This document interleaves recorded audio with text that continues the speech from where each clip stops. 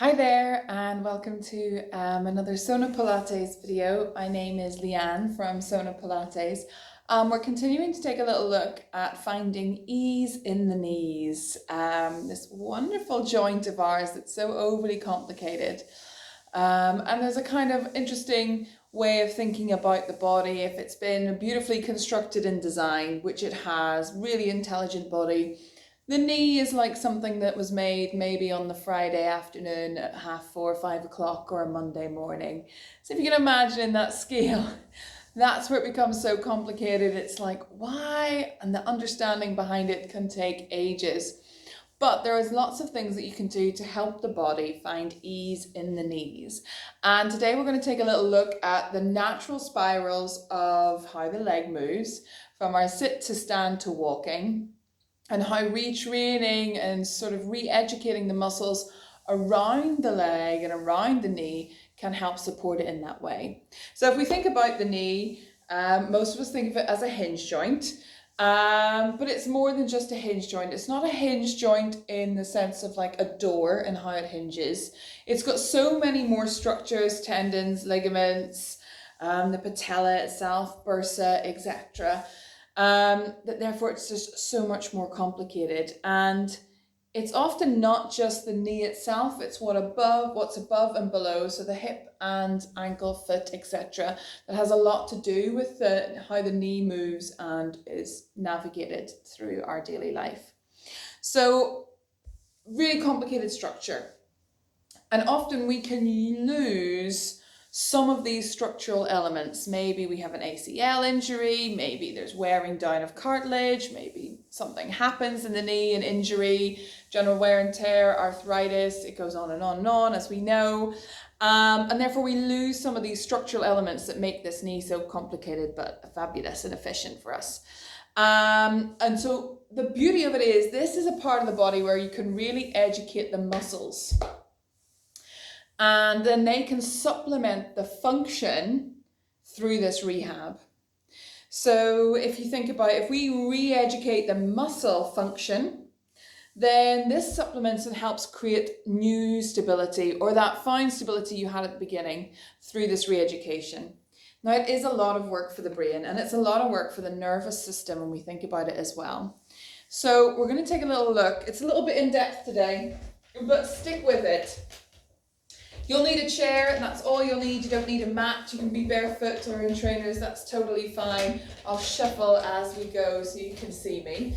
I just want you to take a focus at the legs, have a little feel around the knee, what goes above, femur, what goes underneath, tib, fib, ankle, feet. Okay, that's fine. What it feeds up into, the hip, great. Have a feel of the quads on both sides, so we will give one attention to one leg and then the other. The whole back, so the bicep femoralis, hamstrings, over the knee. Feel free to get into it, feel it. If you've got any injuries or tenderness, take your time. Down over the shin, into the back of the calf, soleus muscle, ankle, maybe even the foot. You're like, okay, full of the lower limb that we use to support ourselves. Then what I want you to take a little look is keep an eye on your knee, and as you lengthen the leg out, just notice what it does, maybe where it moves, and you can check in with both. And then as you go to stand, do the same for me. So as you bend and soften the knees and then go to lengthen them, notice what they do. And they might have a small spiral. Often people notice it more on one side over the other if there's been things going on. So you're just taking a soft bend and lengthen. Noticing what the knees as such, that area we kind of target as the knees when we're looking at them, do. And they have a small spiral as we soften and flex in the knees and lengthen, also known as kind of locking out the leg a little bit. And it's these spiraling components that are happening above and below the knee that help maintain its stability. So when we have a deficit in these spirals, that's when we can see some issues as well. So they can definitely be something that you can rehab to help the knee find alignment and stability. So we're going to take a little look at that. And I'm just going to keep my notes up beside me so I don't miss anything out, if that's okay. So come and take a seat in a chair, nice stable chair, both sitting bones on the floor. And what I want you to do is take a hold of the leg and let it hang. Try to let it really hang in the hands. And I will say, my apologies, that you want to start with the leg that has the least issues or niggles or things going on with it. So what you probably label as your good leg, not that we like to label them, but start with that one and just give it a little moment. So you're going to let it hang in the hands. And you do want to start to let it try to hang, and that'll take a little moment, so try and give it a little shake off. Anything that you need to do, and you're letting it hang here in the arms. Really let yourself, you're holding on to the weight of the leg. And then what we're going to do is we're going to rotate our tibia.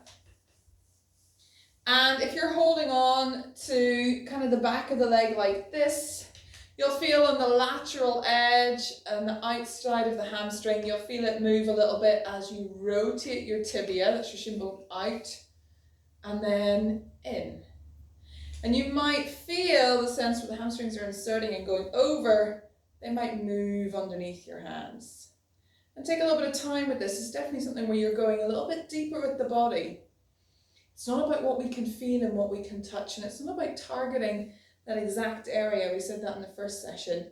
It's about taking a little look at the deeper rhythms of the body and how they could be supporting, because they're what come first. So you're externally and internally rotating your tibia. It's not your foot or the whole of your leg. Really let it hang, and just note it's very small.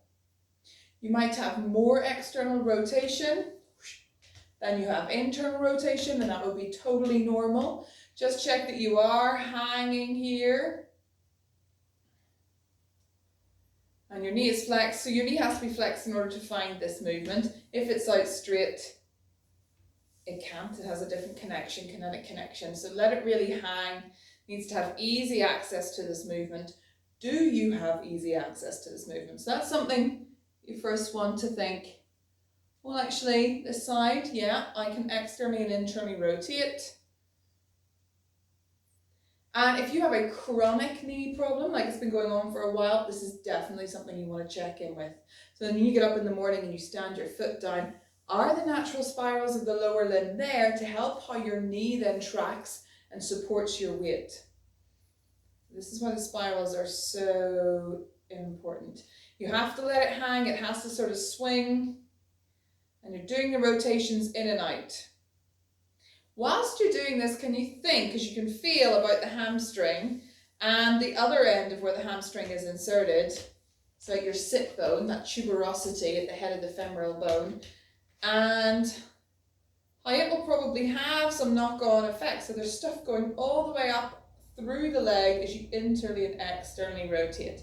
Sticking with your good leg, this is a patience one. This is an everyday. This is starting from the inside out. Internally, externally rotate the tibia. Hang that heavy head. Give it leg. Let it have a little bit more ease. I'm definitely not editing that out. Soften here, and then I just want you to stand up and go for a little walk around. And I want you to really notice, take some time to check in how this side feels in comparison as you go for a little walk. It may find a sense of ease, release. It might feel a little bit lighter. And remember, we're re-educating those spirals. Hopefully it feels pretty good. Sometimes often just giving the leg some attention can feel really good. So that's the first thing we do. We're trying to create some support for the knee from the bottom up. Then our second step is to take a little look at what's going on above. So we often overuse our quads, these big powerful muscles, and we ask them to contract more than we need them to, but actually when they contract they also need to elongate, and that's where the spirals come from in the top as well. So what we have to now do is then stay in our sitting position, and we're going to take a little look, same legs, to stay with that good leg or the easier leg, at our inner and outer thigh. So you're really sat on your sitting bones, taking your focus, feet are parallel on the floor, pull back a little bit. So you can see my feet are nice and easy. I have my hand here at the top of my hip flexor just so I know kind of where is the full length of my thigh bone. And I'm just gently stroking out. So you're moving from that inside of the thigh abductors and you're rolling on the foot. So we're taking a little look at allowing it to fall out and open. So if you do Pilates, it's like bent knee opening, lying on your back. But here you're sat on your sitting bones and you're gently allowing these muscle fibers to find space, to lengthen. Noticing that the thigh bone can externally rotate pretty easily. Or the knee can externally rotate out, sorry, the thigh bone isn't so much. So you're having a gentle stroke in, and all of this is nice and relaxed. Because remember, we want to find space and length. And then you can massage the outside of the thigh. Now, as you go along the outside of the thigh, you'll find your IT band. And it can be, this is connective tissue, so it's going to be a little bit harder usually. Same thing, how does it feel? If this is it falling out, what does it feel like to fall in? The range may be different. Still stay lovely and long through the spine on your sitting bones. And what we're doing here is you massage inside and out, and you kind of want it to be passive now, which is why I've got my hand here, got my focus on my sitting bones. You can also put your hand on the stabilizing leg to really allow this to swing. I think I get more swing when I've got a focus. Massaging in and out, finding this length through the thigh on either side. What you're doing is you're kind of allowing the leg to open and you're opening the patterns in the leg. So it's finding its natural spirals here without any weight bearing. Lovely. And then again, you want to come up to standing and go for a walk around the space. So now really check in how that leg feels. We've released through the adductors and abductors. We've done some tib-fib rotations, so they now know their spirals are set to run a little bit looser. As you take a walk, usually it feels longer, that it can drop away. And another way to explore this is if you had nice soft, fluffy socks on a wooden floor, is to take a little look at lengthening forward and back and keeping space, but also about spiraling and coming through. So that sense of effectively doing tendus, not sitting in the hip, but keeping that length. The natural spirals come quite easy. Could be a tea towel on the kitchen floor sort of style. The legs hanging away here. Again, you're encouraging those spirals. You go in both directions, that's totally fine. Lovely. Nearly done on that side. We come back to seated.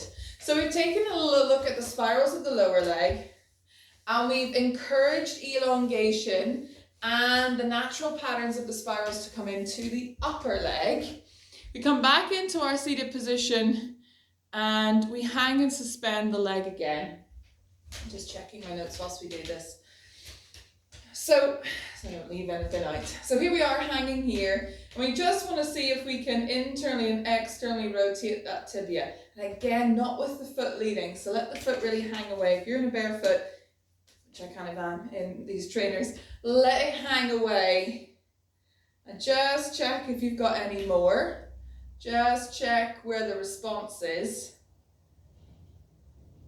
So you're spiraling again, hang and suspend this leg, just check the tibia, relax the foot. Then seated, place that foot back down for me. And you're going to put your feet fully on the floor, both feet are in parallel. That's it, and you're on the edge of your chair just so you find your sitting bones. We're taking a look at how the pathways happen in the body when we move forward. So you're going to pitch your body forward. Sitting bones will turn, pelvis will turn, whole body weight comes forward, and you're going to stand into both feet and just hover off the chair a little bit and then sit back down. The feet want to be fully planted on the floor as you do so. Still have a slight focus on that leg that we've been working on, but you pitch your weight forward. That's it. Feet spread and widen and splay down into the floor. Nice even grounding. As you stand down into the feet, can you hover your bottom up off the chair and then softly sit back down. You think about the amount of times you get in and out of a chair all day, every day, car, going to the bathroom, any of that. The natural spirals of the leg have to occur here. So you're constantly training the leg and the spirals and the knee alignment every time you sit to stand. And this is where we want to check in. What is it you're actually training into the body? So as we pitch the weight forward, our sitting bones open a little bit. We fold like little eyes at the front of the hips. The weight goes into the feet. Our weight placement goes down a little bit and we can hover our bum off the chair. That's it. And then sit back down. On this next one, pitch your weight forward. Stand down into the feet and lengthen and come up to standing. Lovely. Then open the sitting bones and allow yourself to come back down to sit in the chair. We want that quality that you can control at any time. We're not dropping in and we're not doing all of this to get in and out of chairs or using tables and stuff to get in and out of chairs. Again, that efficiency in the body. Now, where do the spirals come in? Quite interesting then to take a little look at the tibia. So let's go to the leg you were working on. Doesn't matter which one it was. I was just working on this one, my left leg. Come down to the lower limb for me and just spiral the tibia out. It's not actually going to spiral, and you don't normally see the spirals when we're walking or running, but you want to feel that deep internal rotation out for me. And that's what's going to happen first. Don't worry about the feet and ankles. They're doing their own spiral as well. Your weight pitches forward into both feet. As you go to take your weight into the feet, your tibia will be spiraling out. That's the way it spirals. In relation to that, your femur will spiral in and the front of your pelvis is opening, so effectively spiraling out. Good. Then you soften, so you send your sitting bones back, folding at the front of the hip joint for me. As it's spiraling in to close at the front of the hip, femur is spiraling out now, tib fib is spiraling in, and you sit back down.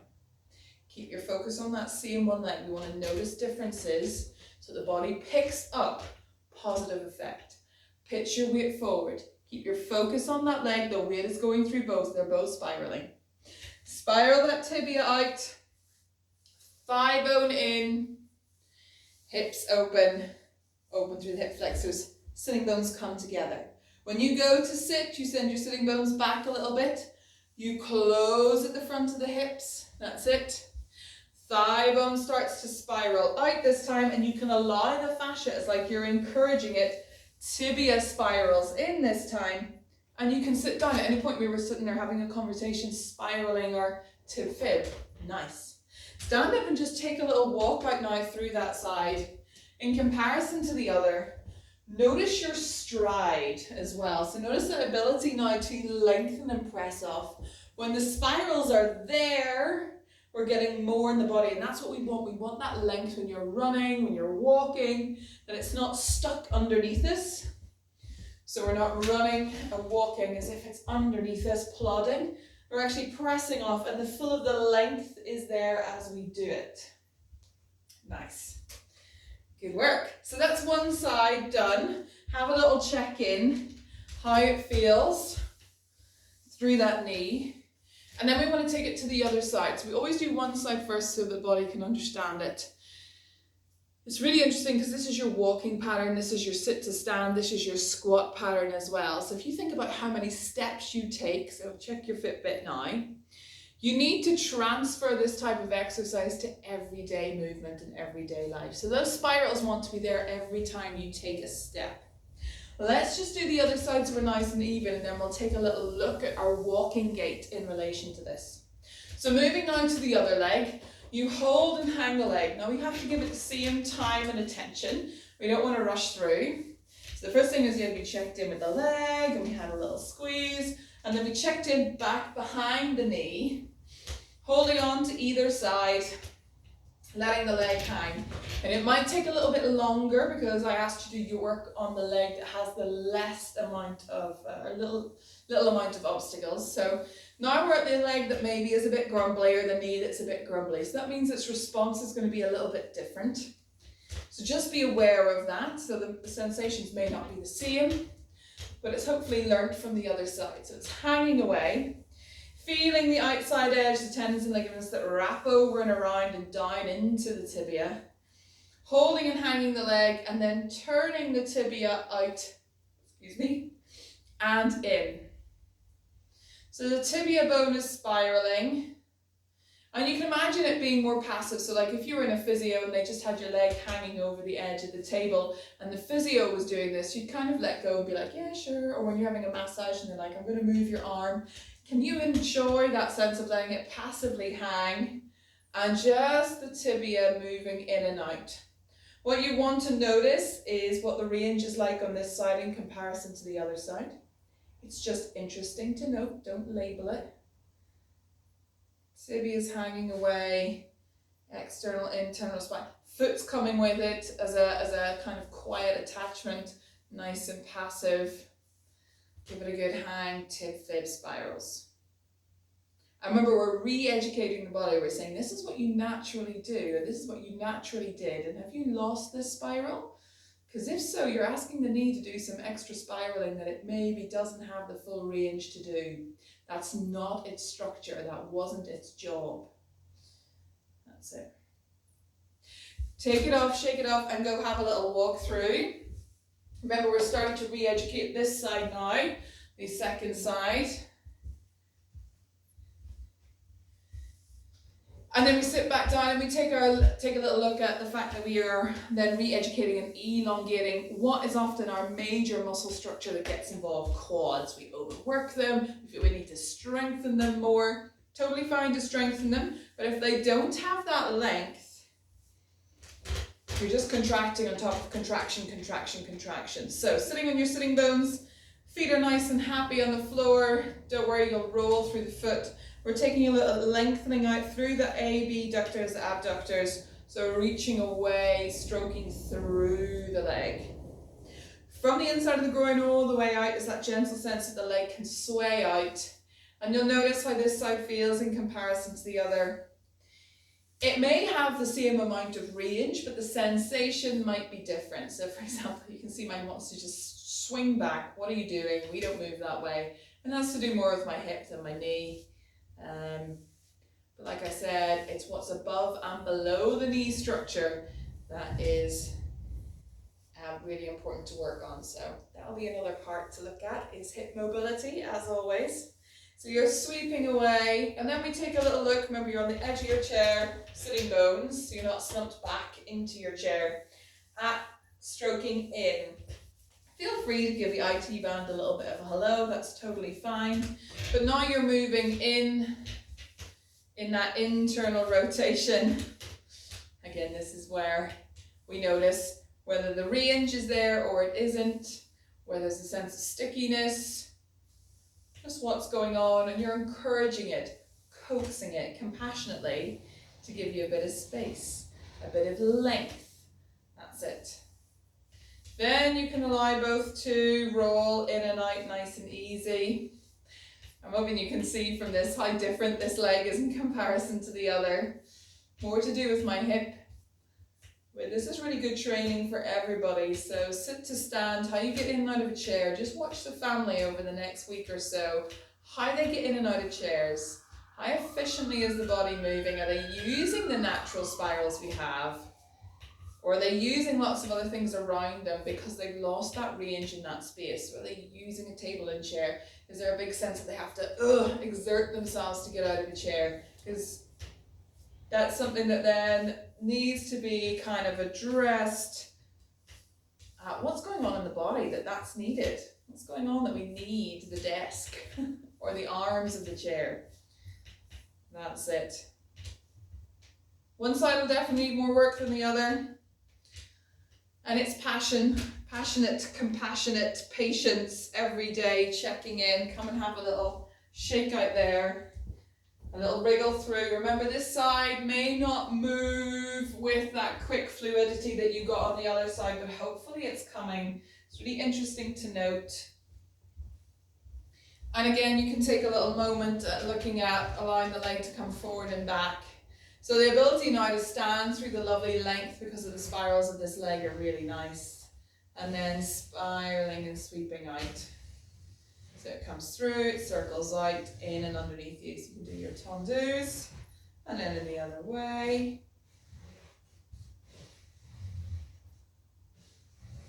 And then we come back to seated, and we take a little look now at that function of getting up. Now we're training both, and we're thinking about both legs and their natural spirals. And I would say to use your own tactile cueing for this. That would be my advice. So feet are in a parallel underneath you. And come at a slight angle. We allow our weight to pitch forward. The weight goes into both feet. We've got our focus now on both tibias now that are going to be spiraling out. So you're very welcome to give them a little bit of awakening up. As the weight comes into the foot of the feet, lovely and wide, we can hover our bottom off. So if you think about all your squat pattern, and lower and sit back down. As you pitch your weight forward, the pelvis turns, the sitting bones open back behind you. Weight comes into the feet, externally rotate, these guys spiral out, that's it. Continue to lengthen through the legs to come up, thigh bones will spiral in, pelvis will open, sitting bones will come together. As you open in the sitting bones, front of the pelvis closes. If this guy's coming in, then these guys are going out. Thigh bones are going out. If they're going out, then the natural spiral has to happen at the bottom. These guys are going in, and you can sit back down. Same thing, weight comes forward, tibia, fibia spiral out. Femur in, hips open out, sitting bones come together. Now we're going to do this a few times, and what you to understand is spirals. So if you think about your lid and the bottle of your bottle, I will turn the lid one direction and spiral the bottom of the bottle the other way so that the alignment of it is over itself and it comes out nice and central. If I try to turn the lid and turn the bottom of the bottle, I actually end up randomly moving it that way as well. Neither does it stay in alignment, neither do I even open at that bottle joint area. So thinking of it that way, the more we train this as we get in and out of a chair, so if you think about yourself now whilst you're at your desk, or today when you get in and out of the sofa or anything like that, find these natural spirals and cue them. Stand down into the feet, let your weight pitch forward a little bit, widen through the feet. Tibia spirals out, femur spirals in, pelvis opens, sitting bones come together. Sitting bones open, pelvis, eyes at the front of the pelvis close. If they're coming in and spiral it in, thigh bones are spiraling out, tib fib is spiraling in, and you sit nice and easily. And therefore the body's ability to move in and out of a chair without any big exertion is there. And that's what you want to check for, is that you can get in and out of the chair with ease. You could pause at any point, and there isn't a sort of, whew. So we're reorganizing, we're looking at what the natural spirals of the body are doing and how efficient it can be. The last thing then is to apply this to your walking. Your natural gait, your steps every day. So if we're thinking about the spirals, I'm going to get you to think about one leg at a time, or else it's going to get really confusing. Because if you can imagine, midway through your walk, as this leg is lengthened and this one is in its squat position, if it was in a chair, their spirals are different and the hips are doing something different. So this guy's closed, but this one's open. So if this one has come into closing, that's it. And we know the thigh bone is spiraling out and the tibia is spiraling in, but we know it's the opposite. If this guy has opened, this femur is spiraling in and our tib fib is spiraling out. So the natural spirals are happening through both legs as you walk constantly. 10,000 steps a day, pelvis is occurring as well, which is why we often have a gentle swing going through the body as well. Comes all the way up, the energy has to dissipate. Let's always think about the leg we're reaching away with or pressing off with. As we do, so if you come into a sort of half lunge position for me, right leg bent, left leg back behind you, yawn open through the left hip. So if the front of the hip is open, and that one sitting bone has come in a little bit closer, then the thigh bone has spiraled in and the tib fib is spiraling out, and it uses that spiral to press off and give you length. Then its spirals change. Keep your focus on the left leg. As it closes at the front of the hip, don't worry about the other one, it will spiral out and in the opposite direction to come through, and then it starts to spiral again to press off. And it's a lot to think about. I don't want you to think about this as you're walking constantly, all these spirals happening underneath you, but they have to be there to allow the knee to align, foot and hip gate to be happy, and you're not putting undue pressure or weight through. And actually there's loads of space. You're not also loading through the knee. The easiest way to think about this is, especially when you're walking uphill or you've got a slight incline, is to always think about the leg that's pressing off. It's a lot easier and you have that push off through the body. So as you're pressing off, thigh bone in, tib fibia out. Good, don't worry about it. Then take your focus to the next one. Thigh bone in, tib fibia out. And it's an awareness. It's like, oh gosh, hey body, can you get my spirals in organization? But once they are, you'll get more to your stride and you'll be more efficient. And the knee will have lots of space, so it won't be requested or called upon to do something that structurally the other muscles in the body should have been doing at the same time. So it's something to think about. It's the next part of ease for your knees. You can do all the rehab and kind of that we did before in the first session, just checking its tracking, opening the hips, spiky ball stuff, softball stuff. And then we want to put in stuff that you do every day. Every day you sit to stand. Every day you walk around your house. And these natural spirals are there in the leg. And just checking in that the body's really using its really clever mechanics that it already has can be really useful in supporting the rehab of your knee, and also your ability to walk, find ease, find efficiency, your running gait, etc. So I hope that was useful. If you've got any questions, please do get in touch at leanne@sonapilates.com, and I will see you for the next session really soon. Take care. Bye guys.